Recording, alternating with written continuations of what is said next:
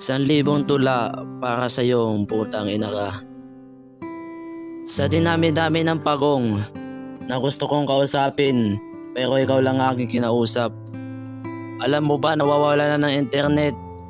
Hindi mo alam yon, hindi ka kasi updated eh. Tumid lang ako sa karagatan na maraming pating. Pagbalik ko ay wala ka na. Tinanong ko ang buhaya kung nandiyan ka pa sa inyo. Pero ang sabi niya lumisang ka na pala.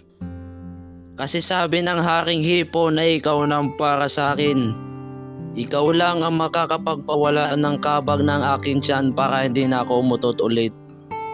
At eto na, sa inahaba-haba ng aking paglalakbay at ikay aking nakita.